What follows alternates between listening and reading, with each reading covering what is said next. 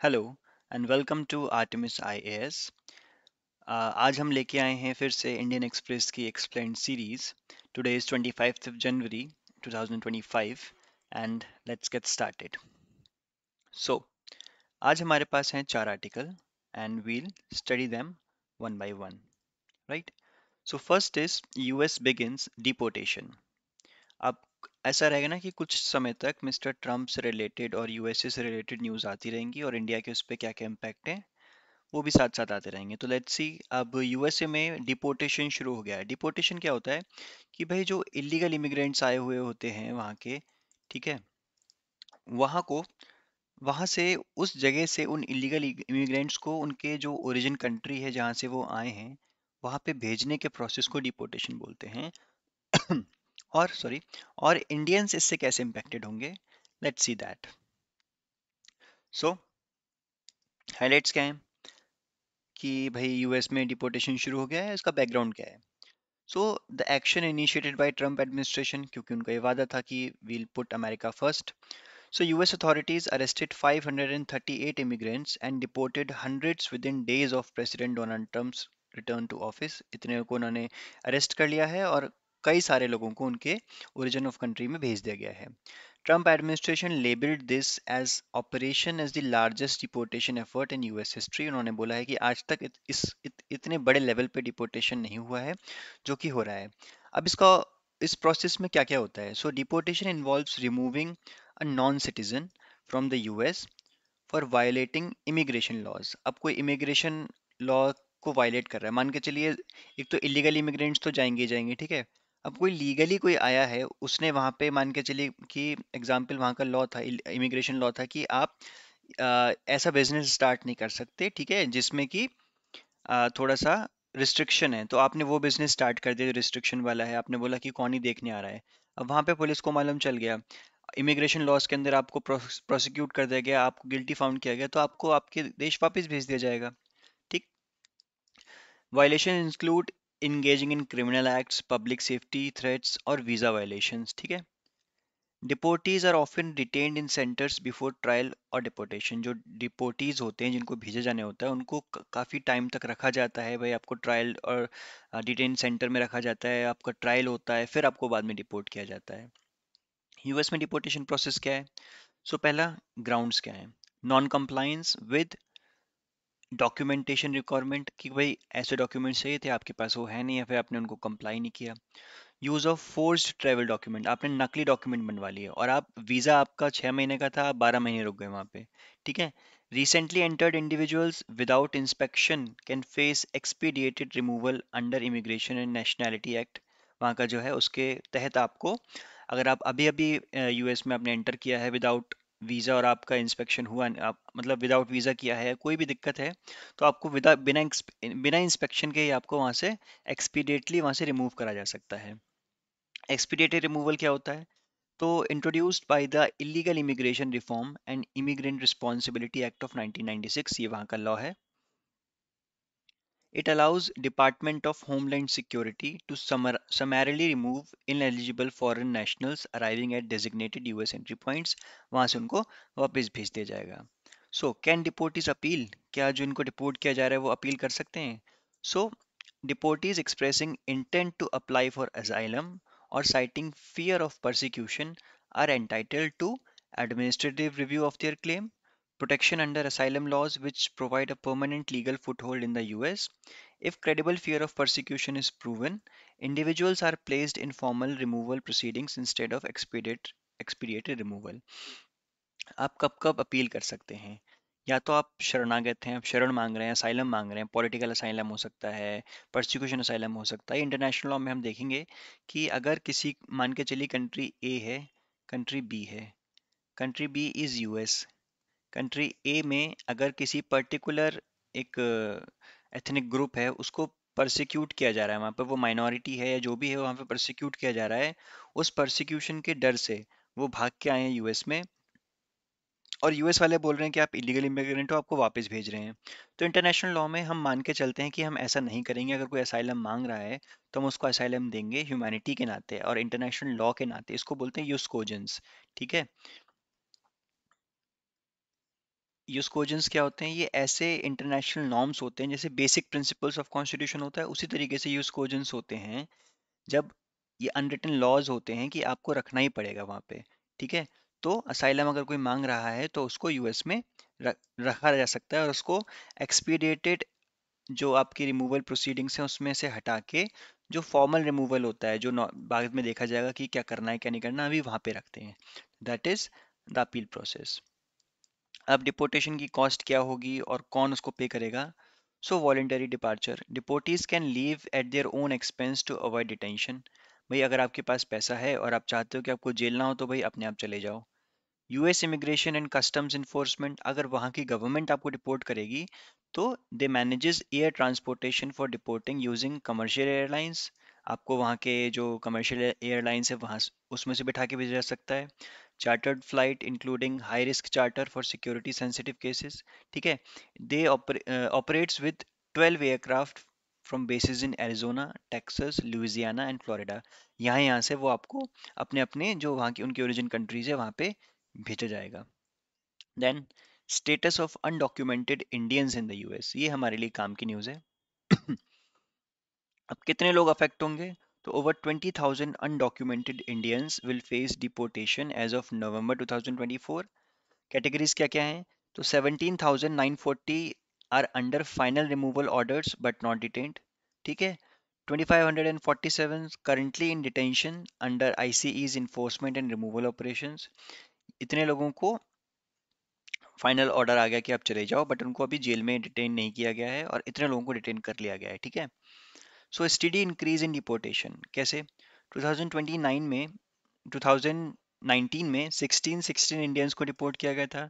2020 में 2312 इंडियंस को डिपोर्ट किया गया था। कोविड के बाद 21 से 23 में number dropped below 400 annually due to pandemic restrictions. 2024 में 1529 इंडियंस को रिपोर्ट किया गया था, reflecting a sharp post rise pandemic, ठीक? ग्लोबल कंपैरिजन क्या है? India ranks among the top countries affected by US deportation. तो India among the top countries है, alongside Mexico, Honduras, Guatemala and El Salvador. ये countries है जहाँ से वहाँ के नेशनल्स को यूएस से वापस भेजा जा रहा है। So Indian deportation number in 2024 are comparable to Brazil and higher than China, right? Hope आपको ये न्यूज़ समझ में आई।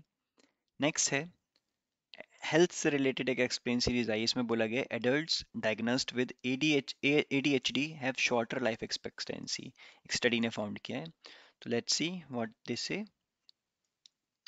सो adults diagnosed with ADHD have shorter life span. Finding क्या क्या है? तो अडल्ट्स जिनको एडीएचडी हुआ है, एडीएचडी की फुल फॉर्म क्या है? Attention deficit hyper activity disorder, have a shorter life expectancy compared to their peers without ADHD, according to a study conducted in the United Kingdom। तो मेन जो हैं वो 7 साल कम जीते हैं अपने पेयर्स से, यानी कि नॉर्मल मैन से, और वेमेन जो हैं वो 9 years कम जीती हैं, कम लाइफ उनकी होती है एक्सपेक्टेंसी अपने पेयर्स से जिनको ADHD नहीं है, राइट? ओवरव्यू क्या है? Conducted by 8 US based researchers and published in British Journal of Psychiatry, analyzed primary care data of इतने इतने individuals का 30,000। Comparison was made with a control group of over 3 lakh individuals without ADHD। Factors क्या हैं? Suicide का number one factor है कि भाई वो लोग सुसाइड कर सकते हैं। Higher engagement in the risky behaviour such as smoking, excessive drinking, unhealthy eating habits, right? So अगर कोई स्मोक करेगा तो ऑब्वियस सी बात है उसकी लाइफ एक्सपेक्टेंसी कम हो जाएगी। एक्सेसिव ड्रिंकिंग करेगा तो भाई उसका लीवर फेल हो सकता है। अनहेल्दी ईटिंग हैबिट्स होंगे तो भाई हार्ट अटैक आने की दिक्कत हो सकते हैं। Then poor access to health care and mental health treatment, structural societal disadvantage such as lower income, shorter education duration and poor nutrition, ये सब ओवरऑल मिलके मेन की 7 years कम करते हैं, ठीक है? और फीमेल की 9 years कम करते हैं life expectancy, right? Global context क्या है? So the concerns of underdiagnosed highlighted, particularly in adults. Example, a US-based study noted only 0.32% of adults were diagnosed with ADHD despite global estimate of around 3% prevalence। ठीक है? तो अब इसका मतलब US में diagnosis ADHD की काफ़ी कम है, ठीक है?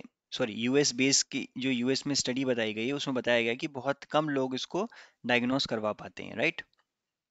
अगर डायग्नोसिस कम होगी तो हमें मालूम नहीं चल पाएगा कि किस किस लोगों को एडीएचडी है, और वो लोग साइलेंट एक फियर में रहेंगे। Then why Bombay high court said use of loud speaker is not an essential practice to religion. तो अभी एसेंशियल प्रैक्टिस टेस्ट काफी टाइम से हमारी न्यूज में चल रहा है, इसको देखते हैं कि क्या है। सो बॉम्बे हाई कोर्ट ने क्या बोला है, एक पीआईएल पढ़ी है, पब्लिक इंटरेस्ट लिटिगेशन, ठीक है। उसमें चैलेंज किया गया use of loud speakers by mosques and madrasas on ground of noise pollution, कि भाई नॉइस पोल्यूशन हो रहा है तो इसको मत यूज करो, इसके बारे में पीआईएल पढ़ी है। तो कोर्ट ने क्या बोला, loud speakers are not an essential practice of any religion, कि किसी भी रिलीजन की एसेंशियल प्रैक्टिस नहीं है, क्योंकि रिलीजन बहुत टाइम पहले बने थे। ये बोल के चलते कि मान के चलिए आज से 100-200 साल तो मिनिमम, या 400-500 साल पहले लाउड स्पीकर चलते ही नहीं थे, तो they are not an essential practice. The right to practice religion under article 25 does not extend to infringing public health in environmental rights. आपको जो आर्टिकल 25 में freedom of religion and conscience मिला है, उसका मतलब ये नहीं है कि आप उस फंडामेंटल राइट को यूज करते हुए दूसरे के फंडामेंटल जो राइट्स हैं, पब्लिक हेल्थ, आर्टिकल 21 और एनवायरमेंटल राइट्स को आप ब्रीच कर सकते हो। लीगल फ्रेमवर्क क्या है, तो noise pollution regulation and control act rules जो है 2000 के, they restrict permissible decibel limits to 55 during the day and 45 during the night in residential zone, तो इतनी ही होनी चाहिए। Maharashtra police act, they grant police the authority to regulate और prohibit loud speakers use on sound level and public complaints. तो public complaints में महाराष्ट्र में police को पावर है कि भाई लाउड स्पीकर बंद करवा दे। तो हाई कोर्ट ने क्या बोला है, कैलिब्रेटेड डेसिबल मॉनिटरिंग, कि भाई आप ये जो साउंड की डेसिबल लिमिट्स है ना, इसको मॉनिटर करो, ठीक है। अगर ये बढ़ जाती है तो इसको लाउड स्पीकर को आवाज़ कम करवाओ या बंद करवाओ। Then we have graded penalty system, high court ने बोला है कि एक टियर्ड पेनल्टी स्ट्रक्चर होना चाहिए वायलेटर्स पे, इंश्योरिंग स्ट्रिक्टर इन्फोर्समेंट, कि भाई अगर आपके इतने डेसिबल से इतने डेसिबल है तो इतना मान के चलिए 10,000 आप जुर्माना लगेगा, इससे ज़्यादा है तो 20,000 लगेगा, उससे ज़्यादा है तो भाई आपको जेल भी हो सकती है, राइट। हिस्टोरिकल प्रेसिडेंट्स क्या हैं इसको लेके, 2016 में जजमेंट आया था सुप्रीम कोर्ट का कि supreme court prohibited loud speaker between 10 PM and 6 AM to maintain silence zone, कि भाई रात 10 बजे के बाद आप डीजे वगैरह नहीं बजवा सकते। और आपने कभी कभी नोटिस भी किया होगा, 10 बजे के बाद अगर कोई शादी पार्टी हो रही होती है तो वहाँ पे पुलिस भी आ जाती है कभी कभी, और वैसे तो आजकल वो खुद ही बंद कर देते हैं सुबह 6 बजे तक। They allowed exceptions only for special occasion such as religious और cultural events for up to 15 days annually, सिर्फ साल में 15 दिन तक ही आप 10 बजे के बाद बजा सकते हो, ठीक। नेक्स्ट आर्टिकल है ट्रम्प 2.0 एंड ईरान। तो ट्रम्प और ईरान को लेके कुछ देखते हैं क्या है। सो यूएस ईरान रिलेशंस जो ट्रम्प की जो गवर्नमेंट आई है ना, ये उसमें कैसे होंगे। तो there have been renewed emphasis on maximum pressure policy towards Iran, ठीक है, including economic sanctions and military containments. तो अब ईरान पे क्या कर रहे हैं, सैंक्शंस सबसे ज़्यादा लगाए जा रहे हैं, ठीक है, और मैक्सिमम प्रेशर डाला जा रहा है ईरान को लेके, क्योंकि ईरान काफ़ी ज़्यादा अपनी न्यूक्लियर पॉलिसी को लेके एग्रेसिव दिख रहा है। Divergence from Biden era diplomacy particularly regarding nuclear deal negotiations, तो इस पे काफ़ी ज़्यादा सैंक्शन हमें देखने को मिलेगा फ्यूचर डिस्कशंस में। रीजनल रीअलाइनमेंट्स क्या हैं, तो Saudi Iran rapprochement, it they improve ties following the 2023 China brokered reconciliation agreement. de-escalation of tensions in Yemen, Syria and Lebanon, कि भाई अभी थोड़ा सा मिडिल ईस्ट काफ़ी बर्न हो रहा था, तो उसको रोकने का भी ट्रम्प की जो एडमिनिस्ट्रेशन उसका ज़रा ध्यान रहेगा। नाउ ईरान की डोमेस्टिक पॉलिसी क्या है, तो under president Raisi a focus on economic diversification and reduced dependency on the west. तो ईरान सेल्फ सफिशिएंट बनने की कोशिश कर रहा है कि भाई डिस्पाइट ऑफ जो यूएस ने उसके ऊपर लगाए हैं सैंक्शंस, तो उसके डिस्पाइट वो सोच रहा है कि वो अपनी डाइवर्सिफिकेशन करे इकोनॉमी का, और वेस्ट पे थोड़ा सा कम रिलाई करे।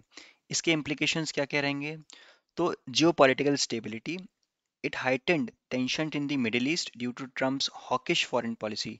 हॉकिश पॉलिसी कैसी होती है, कि भाई हॉक मतलब क्या होता है, चील की तरह की, मतलब निगाह रख के रखना कि मिडिल ईस्ट में हमें क्या मिल जाए क्या नहीं मिल जाए, ठीक है। और it impacts global oil markets especially as Saudi Arabia balances its relationship with both US and Iran. Energy security पे क्या पड़ेगा, तो potential disruptions in oil supply due to increased sanction and regional instability, instability. तो US ने, आपको मालूम है कि मिडिल ईस्ट में कई सारे नेशंस पे लगा रखे हैं, लेबनान जैसे नेशंस पे लगा रखे हैं काफ़ी सैंक्शंस, ईरान पे लगा रखे हैं, तो उससे काफ़ी ज़्यादा ऑयल मार्केट में आपको डिसरप्शंस देखने को मिलेगा। सो ये थे हमारे 4 आर्टिकल्स। आप होप आई होप आपको समझ में आए होंगे। और साथ साथ आज हमारा फाउंडेशन कोर्स जो है, free foundation course Indian polity का, वो लॉन्च हो चुका है। मैं प्रदीप अहलावत सर, तो प्लीज़ आप यूट्यूब पे जाएं और फर्स्ट क्लास देखें। उसमें हमने बताया, सर ने बताया है कि सिलेबस क्या रहेगा इंडियन पॉलिटी का, कैसे आपको अप्रोच करना है, बुक्स क्या रहेंगी, और बेसिक कॉन्सेप्ट आज सर ने क्लियर करे हैं। प्लीज़ जाके यूट्यूब चैनल पे देखिए, इसको स्कैन कीजिए, पीडीएफ आपको इस लिंक पे मिल जाएगी, यूट्यूब चैनल पे भी आपको मिल जाएगा। और प्लीज़ इस चैनल को सब्सक्राइब करें, शेयर करें, कमेंट करें, लाइक करें, अपने दोस्तों के साथ शेयर भी करें, और बताएं कि ऐसी फ्री इनिशिएटिव चल रही है। It will help you all in the long run, और आपको एग्जाम में काफ़ी हेल्प मिलेगी, not only in the UPSC exam but any exam जिसमें ये सिलेबस कॉमन रहता है। ठीक है। आई होप आपको क्लास पसंद आई, and thank you so much.